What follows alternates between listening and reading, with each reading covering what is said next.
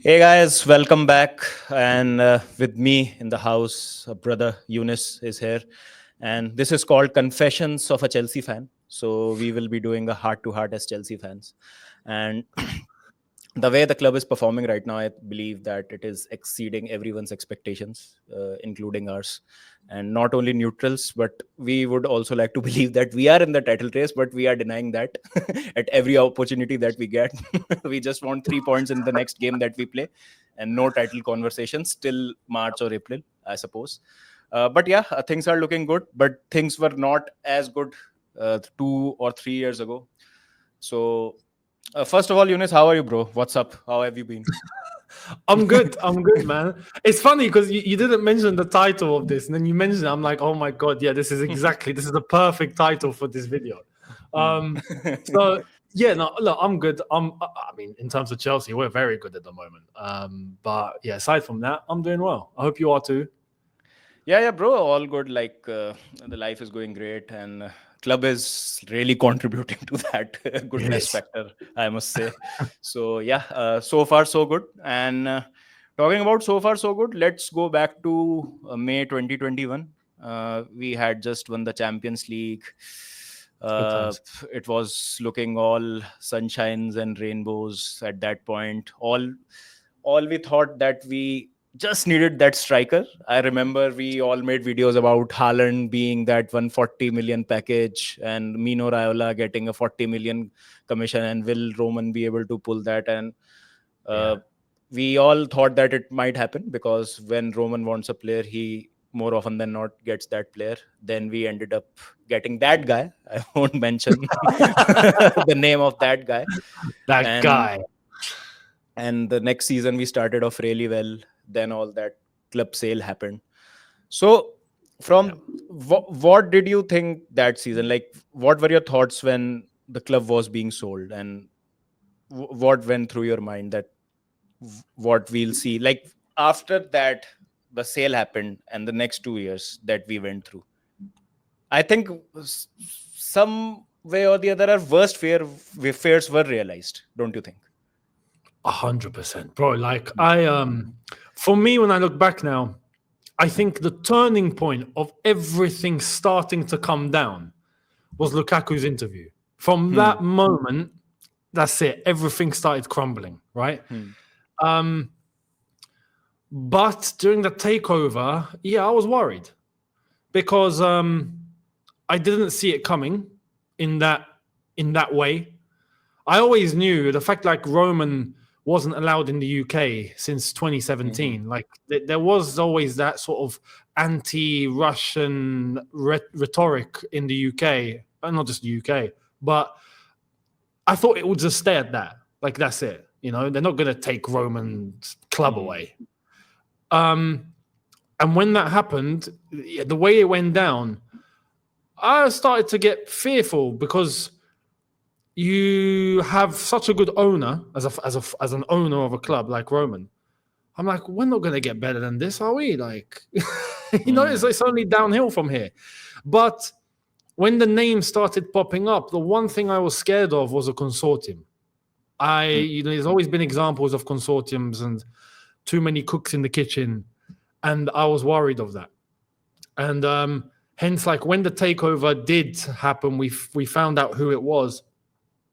In its initial moment, I was like, well, okay, I hope it works out. Good. But I always had that in my head, like, I don't want a consortium. I want one owner. Hmm. And it didn't happen. We got the ones we have now, right? Um, that was my sentiment. I was worried with that when the takeover was happening. Um, and then, yeah, we had the last 2 years happen. So it's all we're going to discuss that, I'm sure. But in the moment of the takeover, that's what I was worried of the most. Yeah, I also remember that we were linked to many owners. Like Ricketts family was in the picture, and Yeah, at some point, I think they were leading the race also. yeah. And Jim Ratcliffe was also in the picture. Ineos was there. He came late, didn't he? Yeah, Like he came. he Yeah. wasn't part of the initial process. Hmm. He waited for the process to finish, and then he was like, "I want to put a bid in." And the Rain Hmm. Group were like, "No, get out." Yep. And still remember that there were a couple of Saudi blokes also who wanted to take over the club, and we were all like, Saudi okay, media. please. Yeah, Saudi media group was there. Yeah. I wanted We them. really wanted I them wanted to them. take over because we knew nothing about these people, right? Who were No, going to nothing. take over the club. Nothing. Except for like some of them, couple of sports background, like the Ricketts have, was it the Chicago Cubs? I think they were involved in. We heard Todd Boehly with the Dodgers. That's as far as we knew, you know. And then Saudi media, you just look at all the other Arab owners and you're like, yes, please. If it's not going to be Roman, give me a rich Saudi owner, please. So I think at that point of time when the club got sold and we got a new owners, I think everyone knew that it's a very big gamble. We don't know in which direction the club goes. And boom, next season begins. The signings happen. And then Tuchel is sacked 1 month into the season. Yeah. And we were, and Graham Potter, oh my God, like Graham Potter, I still can't get my head around Graham Potter's appointment till this day. A 5-year contract we gave him. I think he's still on that severance package. He must be earning millions till now. No, he's got the easiest life going, bro. You know, I'm not sure when. I think it ends soon. Like, but I think he's still getting paid right now, which is why I'm not surprised. He's waiting to get. He's taking his time to get the next job because I'm not sure if he gets a new job. Maybe those payments stop. I don't know if it works like that, but yeah, he's living life, man. He's living. No, I think when you give them a contract, I don't know what the termination terms are, but like exactly. The guy gets the whole payment, I think so. But yeah, Potter came in. I think it was not his fault completely. The way we had signed so many players in August, then in January window we got Badiashile, Mudryk, Enzo, João Felix on loan. And then there were contract situations with Mason Mount and whatnot, and Kai Havertz and Hakim Ziyech and Aubameyang, all those players. Aubameyang, oh my God, I just remembered Aubameyang played for a club, man. What I think we mistreated him. I think we mistreated Aubameyang, to be honest. Like, we could have used him better. No, look, Aubameyang was brought in for Tuchel. He played 50. What was he? He played 53 minutes, I think, or something like that. And then Tuchel was sacked. So the whole transfer was void after that. It was void. But yeah, Aubameyang's not a rubbish striker. Just it's unfortunate. With the whole Thomas Tuchel thing, that's where I started to get when Tuchel was sacked, I started to get concerned. Like at that point, I was like, oh my God. Hiring Graham Potter, that blew my mind. I mean, at first I saw and I went, okay, this is a new direction, clearly. Let's see. But Graham Potter himself, I was never sold on Graham Potter. Just the way he carries himself and the way he talks. And the boys gave everything. The boys gave everything. I mean, that was such a painful time. Such a painful time. Do you remember any? Yeah, sorry. Please complete. No, I was gonna say this is where decisions started to look like they were going wrong. Exactly. And that's where the concern started. Yeah. Do you remember at any point in that season you were like, I have had enough. Like this has to stop now. Like, for me, it was the Southampton game when we had lost 1-0 at home. I was like, okay, you can't lose 1-0 at home to a team who is in the relegation zone. Yeah. 25 games into the season, I believe it was. Yeah. There was a few of those sort of games. But you're right. I remember that Southampton game and that was just painful. Completely painful. I think it was his last game also, if I'm not wrong. No, Leicester was. Leicester, yeah, okay, yeah. No. Was it Leicester? I think Aston Villa. He got sacked after Aston Villa.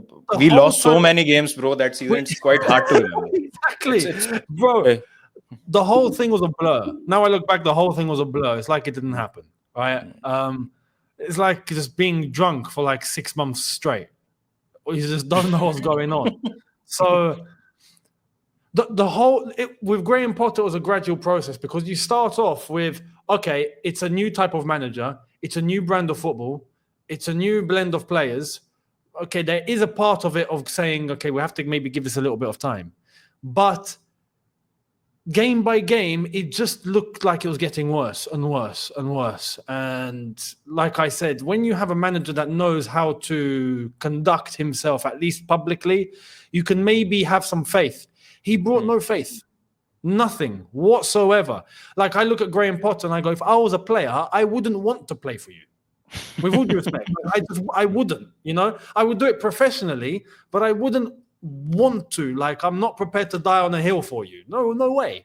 So, can you imagine us, the fans? Like, the whole thing was just a blur. Could not connect with his press conferences. I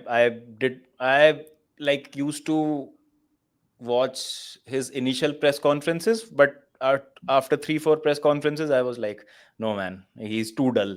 He's too dull for me. No charisma whatsoever. Is that his body language, the whole thing? He didn't look like he had any command whatsoever. He looks like a nice guy, to be honest. Like, he's a decent, nice guy. Mr. Nice guy. Like, nice, won't say anything. Yeah. But and in this sort of environment, in this sort of job, you can't be Mr. Nice guy 100%. You can be nice. You need to be a taskmaster. Yeah, you need to be. But you need to protect your bubble at the same time. You need to show, like, don't cross a line. Do you know what I mean? And like, I know what I'm doing. Pay attention and listen to me. I will get you across the line. Have that conviction. There was no conviction with him. And then it got worse, if you remember, when he started to try too hard.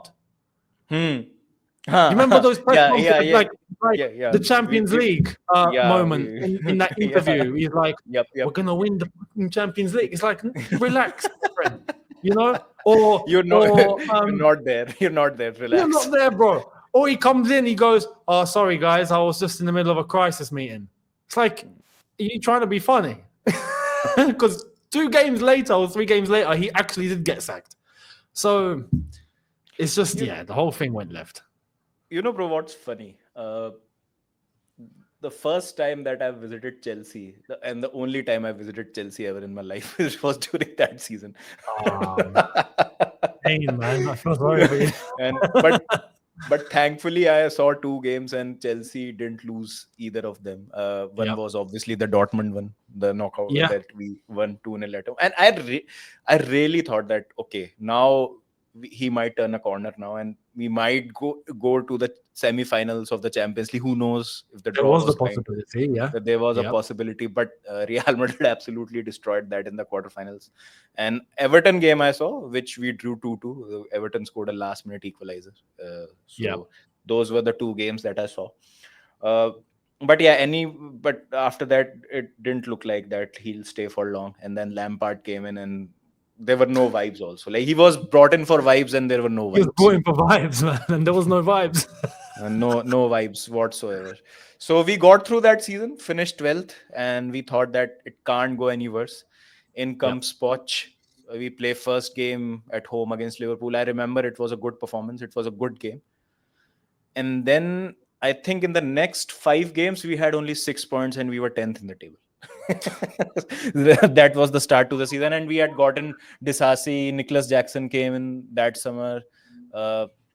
Gusto, I think, joined that season. He was bought in the January window, but he had joined the club. A couple of players here and there I'm forgetting because we had signed so many players. I can't keep a track of. Yes. So what did you make of the whole Poch stint in the last season as a whole? And second part of that question, do you think we did right by letting him go at that? Like, obviously now it looks like we hit jackpot with Maresca, but when we won the last 5 games on the trot and we just missed out by 5 points on the Champions League. So did you think it was the right decision at that time to let him go? At that time, not really. I'll be honest, because I was on Potter's back for a majority of the season. With Graham Potter, I started off like a little bit high and then it just sunk. And then that's it. There was no coming back. With Poch, it started off a bit high, went down, and then came back up. So this is where, like, with Poch coming in, immediately in terms of the things that I think Graham Potter was lacking, Poch had. And I was like, okay, finally. I feel like, even though he's ex-Tottenham, but I feel like we've got a presence in the box there at least. At least there's someone who's a little bit commanding, right? Okay, cool.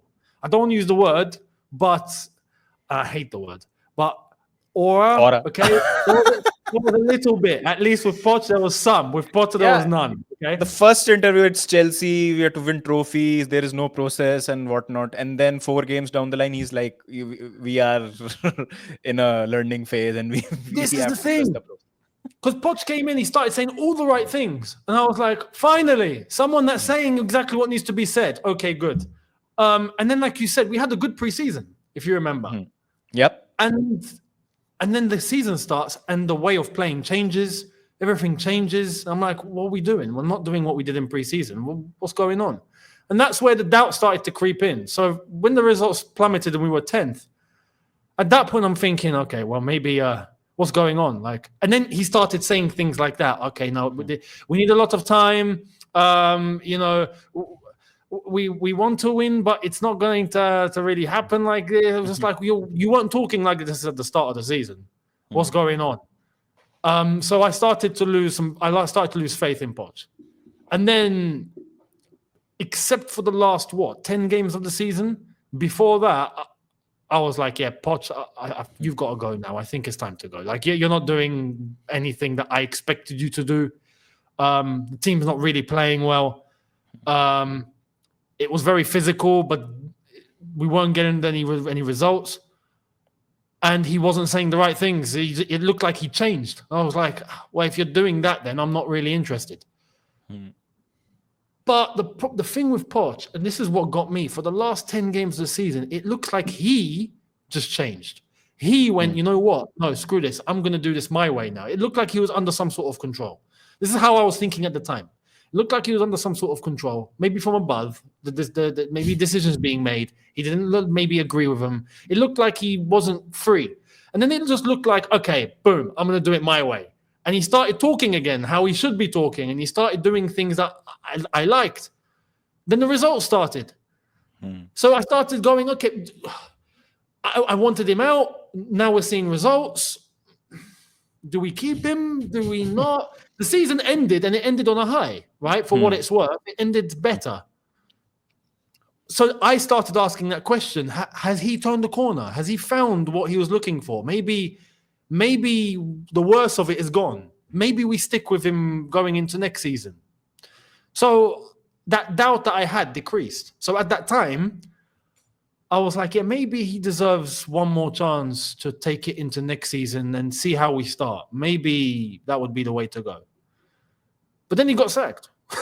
So at that time, to answer your question, at that time, in that moment, I would have been happy to see him start the new season.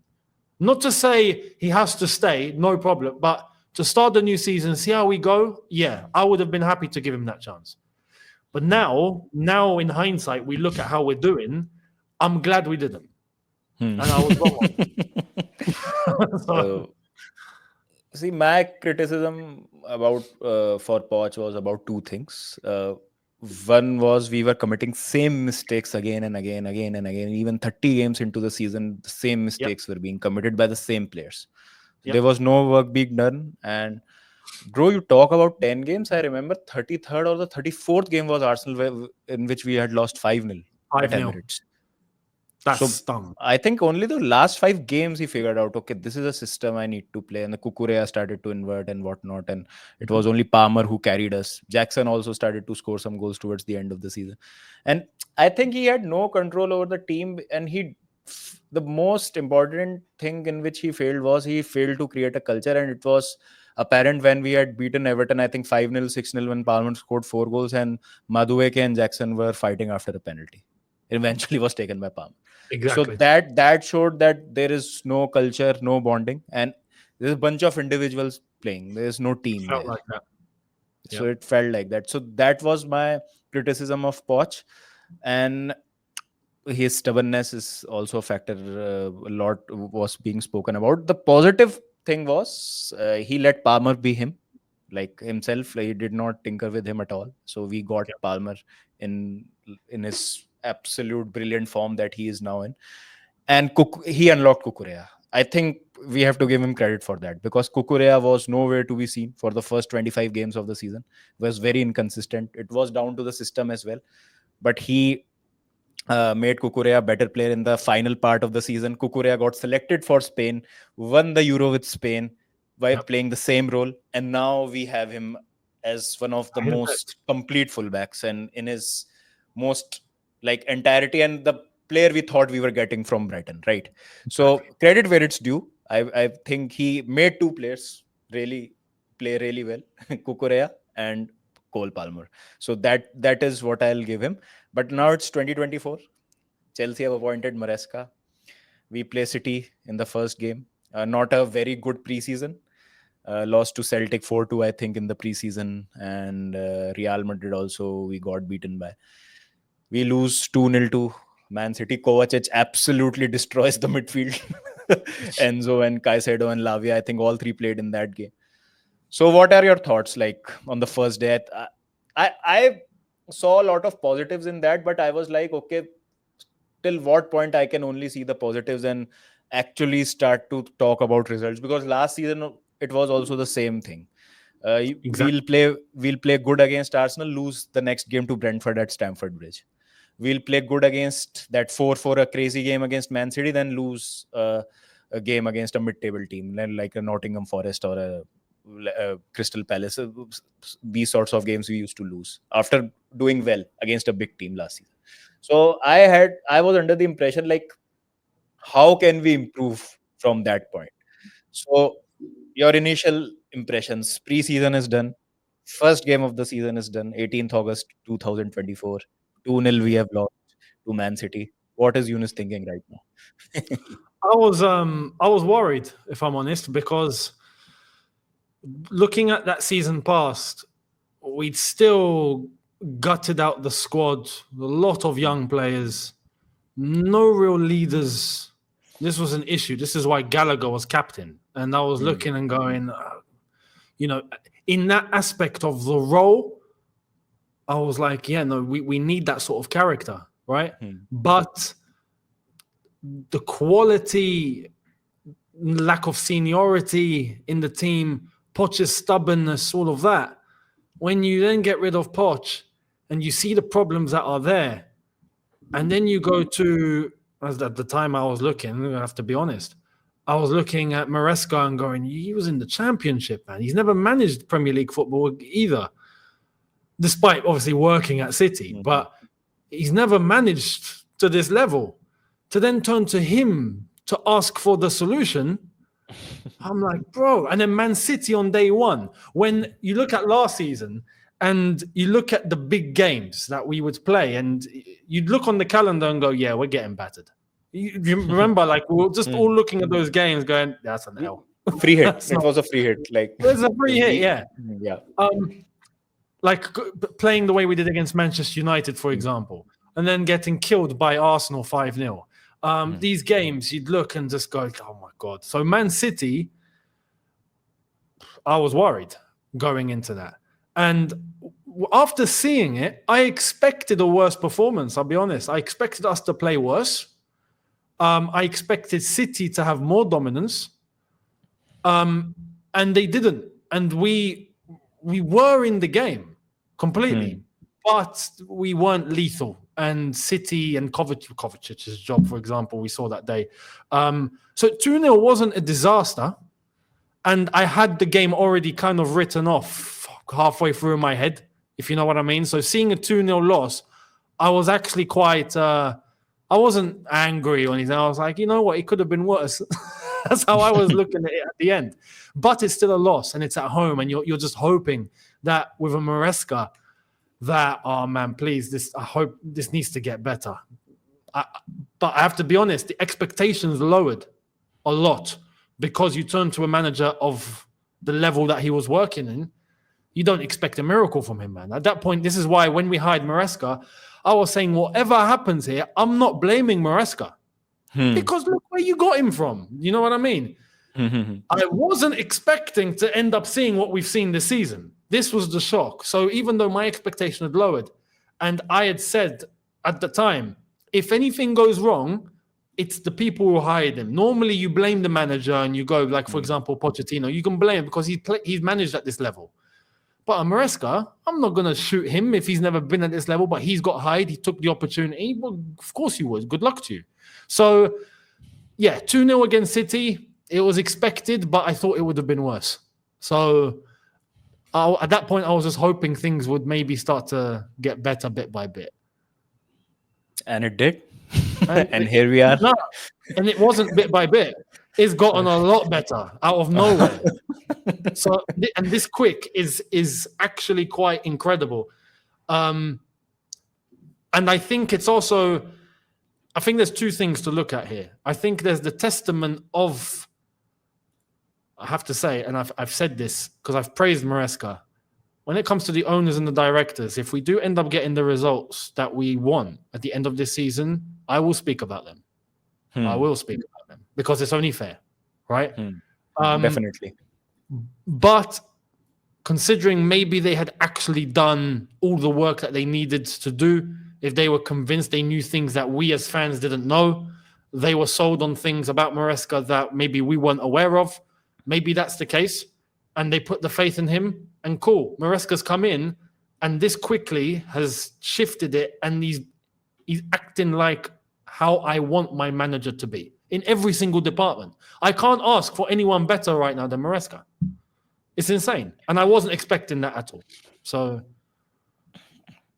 it's so funny. Like when you least expect something and it happens. Like this is the thing. This is why I was going to say there's two things to look at. One, whether the owners and the directors had gone and done all the work that needed to be done to identify the right man, maybe looking at things that we don't even think of as fans, perhaps. And the second thing, football has changed. Like football has changed to such a deep level. Like I wasn't expecting it to have gone in this direction. But now, look, if you had said 5-10 years ago, right, to turn to someone in the championship and go, okay, now you've got what it takes to run a top Premier League team, chances are they're going to fail.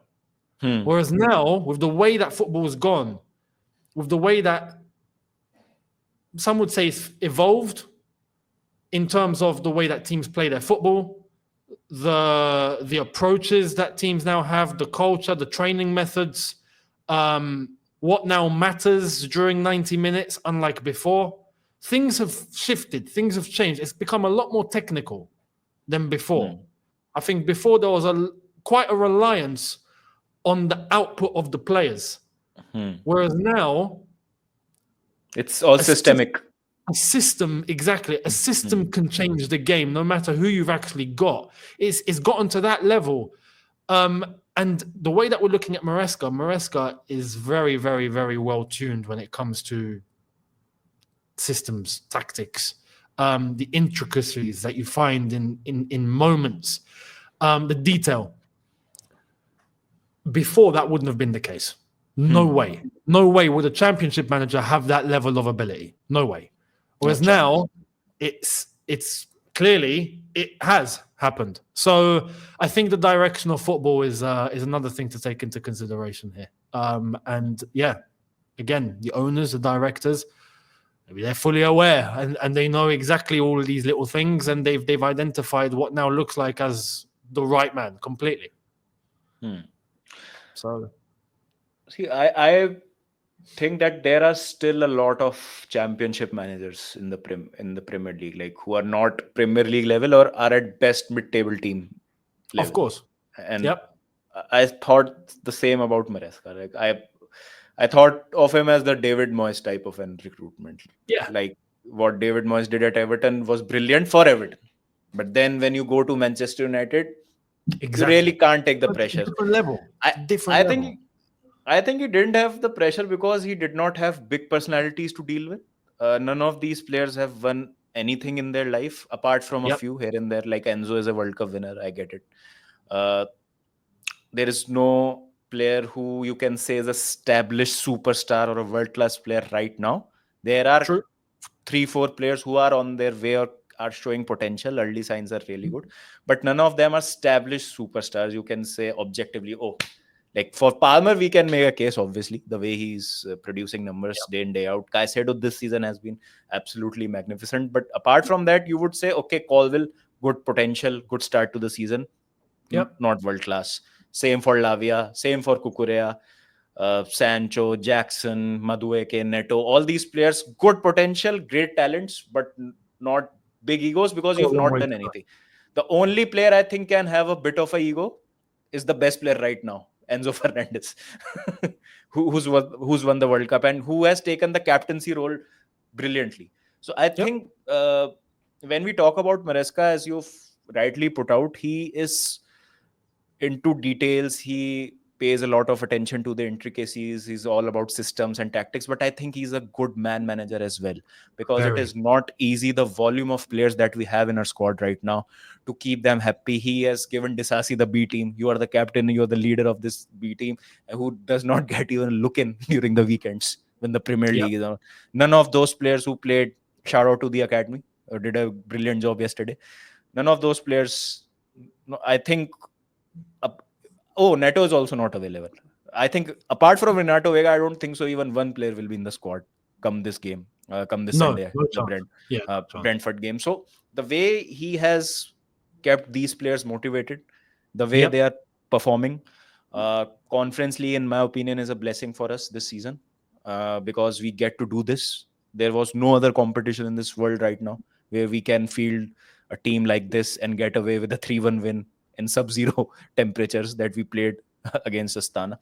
Exactly. So uh, there are some good things which happened, uh, you would say, by default, but there are things which are happening by design as well. His man management skills, the way Sancho is performing, because Sancho is a player we always know needs an arm around his shoulder.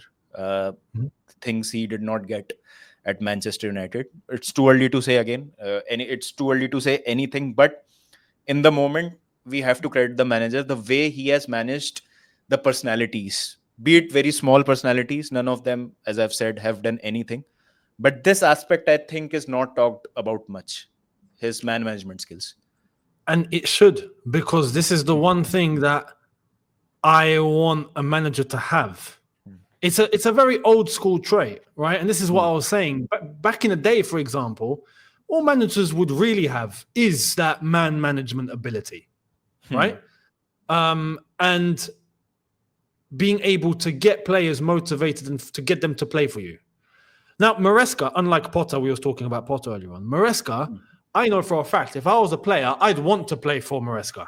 Like he gives that energy of, yeah, I'm willing to die on a hill for you completely. And that's important. It's really important. And that should always go with a blend of the footballing side, the systems, the tactics, etc. Right? But that ability to, and this squad, like you said, there's no experience. Managers normally do lean on that experience in the team, that's those senior players, to be able to help him. Poch used to say this, right? We need some experienced players when we started to lose games. And this is the way football has always been for ages. Whereas now we've entered this twilight zone, I think, in football where, yeah, maybe that's not.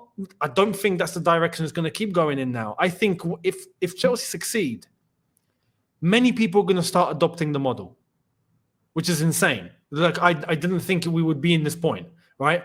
But the fact that Chelsea don't have all of that experience that I was demanding for, quite a few were demanding for, because that's how football's always been. And to achieve at the highest level, you need those personalities. That's how we were successful. The fact that Enzo Maresca can get everyone motivated, and they're all, well, the majority of them are all young players that haven't achieved, that haven't done anything, that are not completely mature, is quite incredible on his part. And that's why I'm sold on Maresca at the moment, because he shows that ability to keep everyone playing for him, motivated. He knows how to treat players differently. Like you said, Sancho is an example, but he treats a player like Sancho one way, but publicly he'll call out Madueke, or he'll call out Reece James and say his leadership qualities are lacking.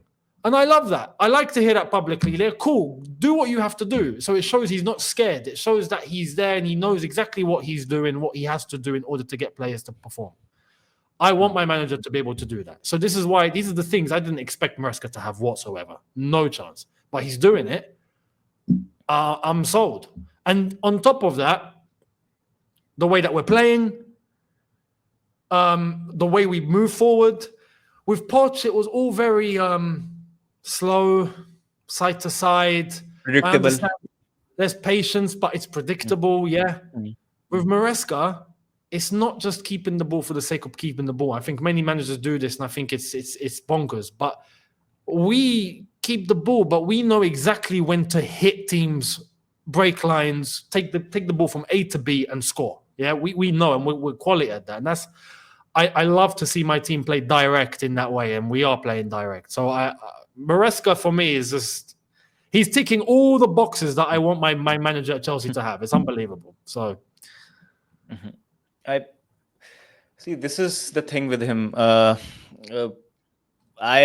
actually thought when I heard him speak, so I thought, okay, he'll take his time. He will just settle in. He'll start again a 7th, 8th position. Then we'll look to fight for that Europa League place. Then if things get better, maybe a shot at the top 4. Exactly. But again, I want to take you back to the starting game of the season. After we've lost that game against Man City 2-0, if I told you that City will eventually drop off, Arsenal will not have the best start to the season, and Liverpool will be first, who would you have thought will be second then? I honestly wouldn't have said Chelsea. Exactly. No Exactly. way. So that is his best compliment. I would have said, okay, maybe Aston Villa, considering the season they had last season. I was like, okay, maybe they might continue. But even then, I would be like, nah. If you'd said what would happen now, Man City would fall off, Arsenal would not look so strong, I'd be like, nah, man, you need to go and get some sleep. Because, you're not well rested, my friend.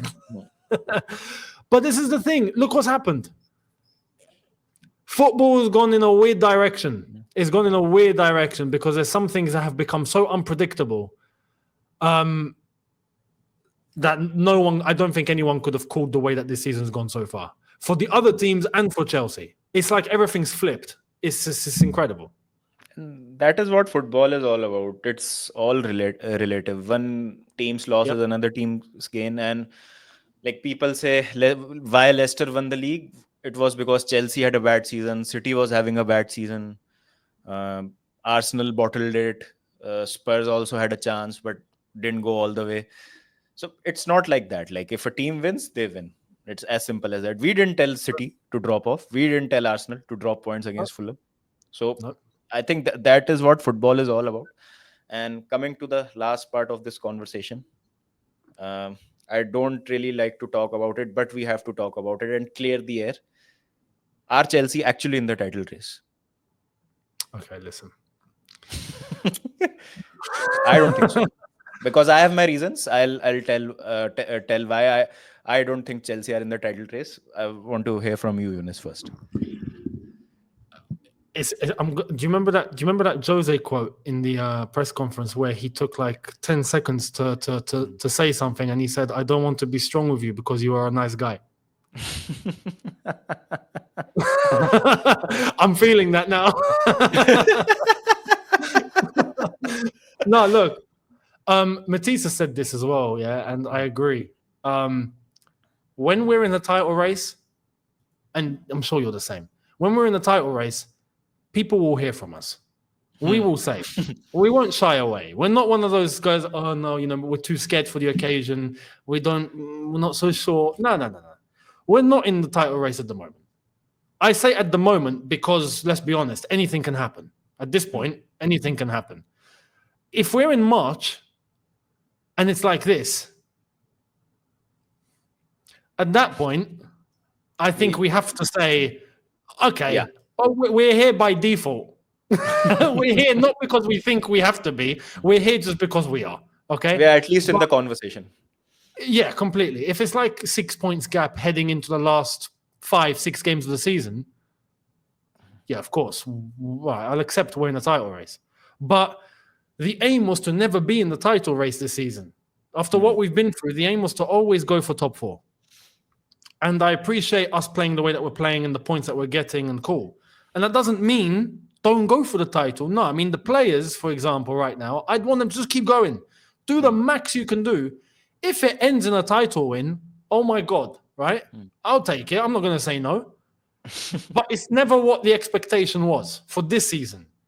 But that was only on the basis that next season, I will say we're in the title race. Next season, there's no excuse. And when Maresca was hired, my personal aim, and I said this I said this because of the owners and the way that we were going, because we've waited enough. As a football club of this level, we shouldn't be waiting this long anymore, right? We get top 4 this season, cool, based on what we've been through. But next season, we have to be in a title race. End of story. There's no ifs or buts, or there's no excuse. We've spent a lot of money. We've done a lot of things. It's been crazy. We have to be in a title race next season. Now we're playing much better than we thought we would be. We're achieving more than we thought we would be doing. Okay, it still remains the same. And it's not changed. Well, this season, top 4. If we win the league, everyone should liquidate. And if it's next season, people will hear from us the way that they want to hear from us now. They will hear from us, and we will tell them when we know we can win it, we will say, guys, we're in the title race. But do we honestly, realistically think we're going to win the title this season? I don't think we believe it. And that's why we're saying we're not in the title race. Yeah. But we will be next season. Yeah, for sure. The reason why I believe we are not in the title race, because the start has been really good, but this team lacks the know-how.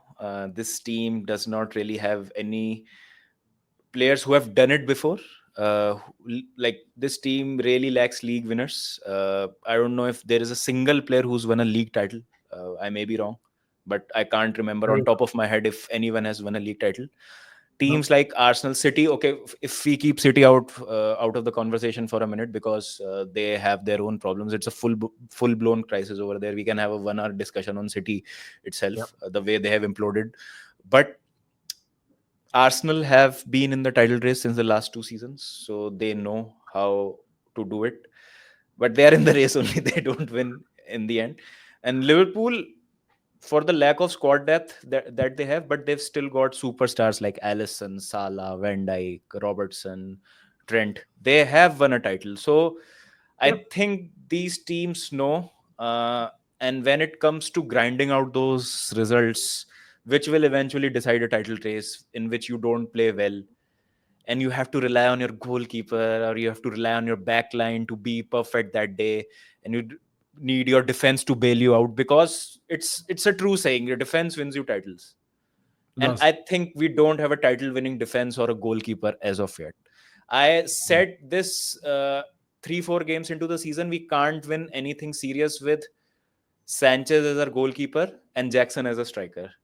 I've taken that statement back for Jackson for now, the way he started this season. Like, if he scores 15 to 20 goals, I would be more than happy to be proven wrong. But for Sanchez, I maintain the same. Sanchez, I absolutely don't think there is anything there. And for us to win titles, we need someone like a Peter Cech. We need someone like a Thibaut Courtois. As simple as that. Yeah, it's true. We don't have it right now. And this is the thing. It's an encouraging thing, ironically. And this is where other fans might say, and the ones that are trying to put us in the title race, they will say that this is reverse psychology, okay? But when Maresca comes out publicly and says, like, we're not in the title race, we're not on the level of those teams that are meant to be up there.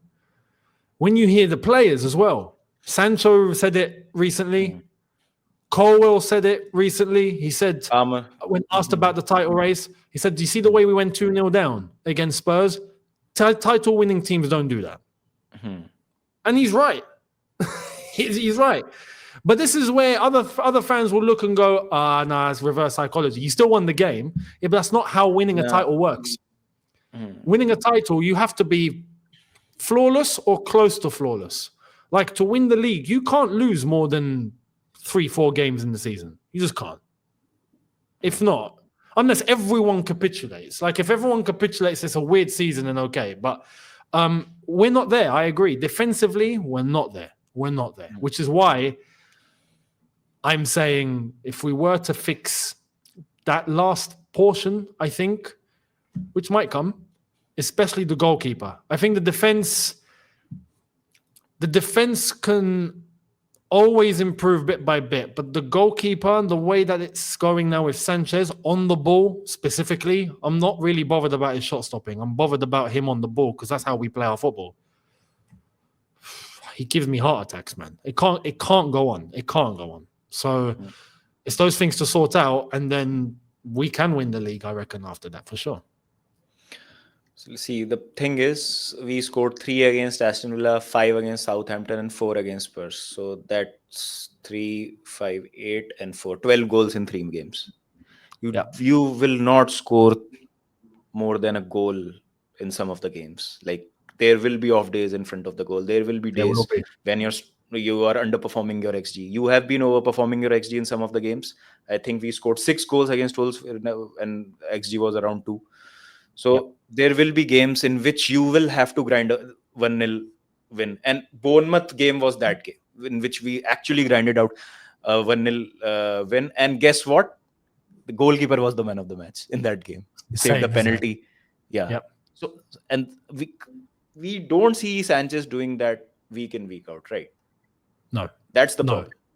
And that's and it's not just the fact that if he had okay games, good games, okay, consistently, there'd be no issue. But like I said, it's not even his shot stopping, because in that Bournemouth game, he saved a lot.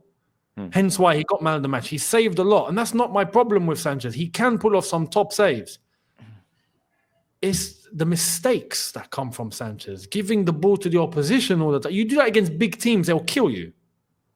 You know, and those are the sort of mistakes that will cost your team points, not just goals, points. You'll lose games because of that. This is why it can't, for a season of 38 games plus the other competitions, you can't have that. If you ain't winning the league. There's no chance. You know what I mean? But if you have one stable goalkeeper that reduced the risk, yeah, you might be able to get over the line that way. And this is why the goalkeeping situation now is an interesting one, because we've got 9 goalkeepers that are signed at the club. And we've got Jorgensen, who's trying to get in, Sanchez, that a lot of people have lost faith in.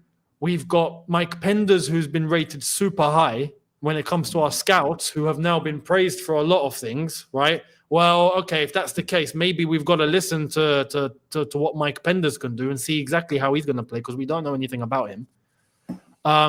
We've got Petrovic on loan, who's putting in top performances each week for Strasbourg.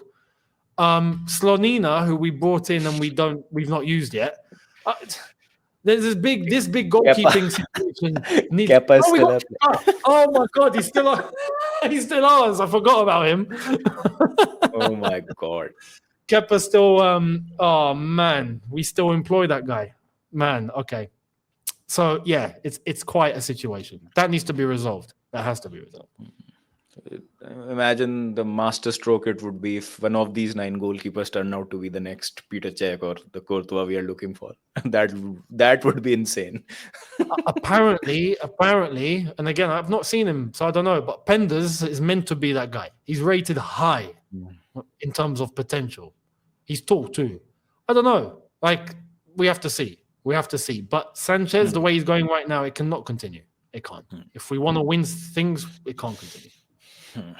So that's the reason, ladies and gentlemen, why we are not in the title race. I hope that's loud and clear. So yeah, that is it for the conversation. I think we've touched upon every point in the last 3 to 4 seasons that we went through as Chelsea fans, and just pouring our hearts out, like what we went through, and we are absolutely loving it, what is happening right now. But we are not getting too ahead of ourselves. We are hopeful, but we are not getting carried away with anything. Cautiously optimistic is the best way to put it. I And this is, I think, if we're asking for a positive from the bad experience that we've gone through for the last 2 years. The one positive is that we've become more durable. We've gone through hell, right? So we've got more thick skin now, which means that, for example, today, Maresca, in that press conference for the Brentford game, he's coming out asking fans to, be behind the team because it's not going to be an easy game. It's going to be difficult. And that's not something you normally hear when we're in a winning run of form. We're playing Brentford. We're not playing Liverpool. But he's bringing everyone back down to ground and going, okay, guys, like, we're playing really well. We're winning, but we're still going to need you. Like, so be behind us, even though we're winning, but please don't forget exactly where we are.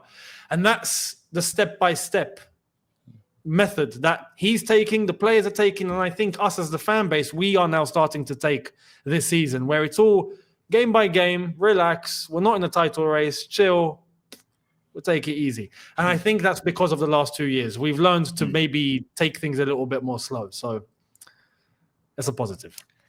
Just fingers crossed and hoping for the best. That's it. Even if we end up trophyless and for the fourth place finish, I would. Oh, no, we'll win the Conference League. Oh, yeah. Sorry, I forgot that. Bro, I can't take a competition seriously in which the goalkeeper wears a beanie. I can't take that competition seriously, bro. That was fantastic. I mean, come on, man. Like, it looked like we were playing at our home and they were finding it difficult to pass the ball around on their own pitch. Oh my God. Like, I've learned so much about Eastern European geography because of the Conference League. Oh, it's absolutely amazing. The clubs, if you just look at the last 5-6 clubs in the table and you go to their Wikipedia page and just read 2 or 3 lines, it's pure entertainment. Some clubs have been formed into 2017, 2018. Some are formed by the local workers who work in pubs and whatnot. it's funny, bro. I wish we never play Conference League ever again. Like, that's yesterday when I was watching the second half of the game. That's why I didn't even do the watch along, because I knew it's going to be a very, very boring game to watch. The second half, I was like, bro, please, not again. This competition. We don't belong. I'm happy for the academy players, but that's it. And that's the reason why I was like interested, because of the academy boys. That's it, man. We can never play this competition ever again. Champions League from next season, and we never leave that competition again either. We must stay in the Champions League. Done. And hopefully, starting this season and for a foreseeable future, that will be the thing again that we hope for. But yeah, that's it from our side. Thank you so much, Yunus, for taking the time out. It's been lovely talking to you. I appreciate it, bro. Thanks for having me on. Pleasure. Reflecting on the last 3 years, it's been crazy what we went through. And what is it? Trenches, graves. No. We went to the trenches. We didn't go to the grave. We've come out. Man United are in the grave. That's Man United. They're in the graveyard. So if you want to go to visit them, you can go and pay your respects. Go to the graveyard. You can wish the best for Man United. Oh my God, it reminds me of the song "How Fast the Night Changes." It's unbelievable. Okay, guys, please do make sure to subscribe to Yunus Talks Football. Regular Chelsea content, daily videos. When are the watch-alongs coming back, Yunus? People keep asking me.